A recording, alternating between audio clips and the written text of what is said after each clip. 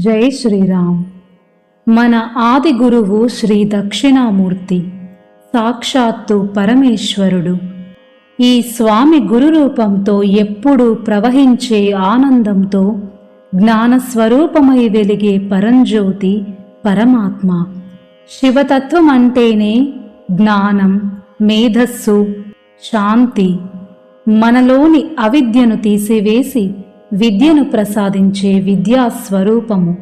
ఈ స్వామి పాదాలను ఆశ్రయించిన వారికి విద్య, జ్ఞానం, ఆరోగ్యం, శాంతి, మోక్షం లభించును. చిన్న పిల్లల నుంచి పెద్దవారి వరకు అందరికీ కావలసింది ఇదే కదా. కనుక విద్యలో రాణించడం కోసం, తెలివితేటల కోసం పిల్లలు ముఖ్యంగా దక్షిణామూర్తి స్తోత్రాలను, మంత్రాలను పఠించడం ద్వారా మంచి మేధాశక్తితో జ్ఞానవంతులు కాగలరు. ఇప్పుడు స్వామి యొక్క స్తోత్రాన్ని అర్థంతో సహా తెలుసుకుందాము.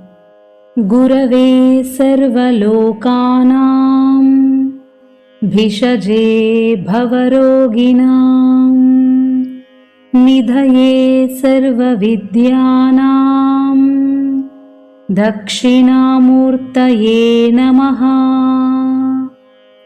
అజ్ఞానతిమిరాంధస్య జ్ఞానాంజనశలాకయా చక్షురున్మీలితం యేన తస్మై శ్రీగురవే నమః.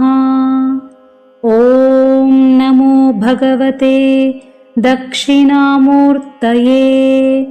మహ్యం మేధాం ప్రజ్ఞాం ప్రయచ్ఛ స్వాహా.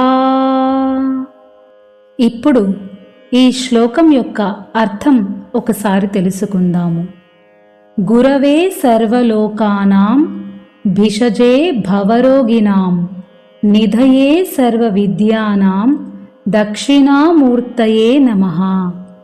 ఈ సమస్తు జగత్తుకు గురువు, అన్ని వ్యాధులకు వైద్యుడు, సమస్త జ్ఞాన భాండాగారము అయినటువంటి శ్రీ దక్షిణామూర్తి స్వామికి నా నమస్కారములు అని అర్థము. అజ్ఞాన తిమిరాంధస్య జ్ఞానాంజనశలాకయా చక్షురున్మీలితం యేన తస్మై శ్రీ గురవే నమః. అంటే అజ్ఞానమనే చీకటి చేత అంధులైన వారిని జ్ఞానమనే అంజనాన్ని పూసి కన్నులు తెరిపించిన గురుదేవులకు నా నమస్కారములు అని అర్థము.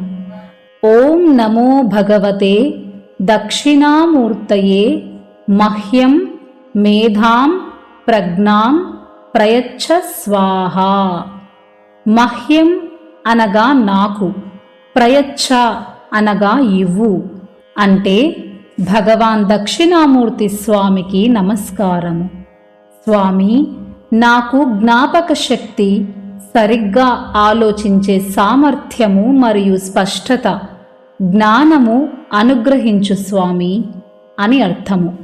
మనందరికీ కావలసింది జ్ఞానమే.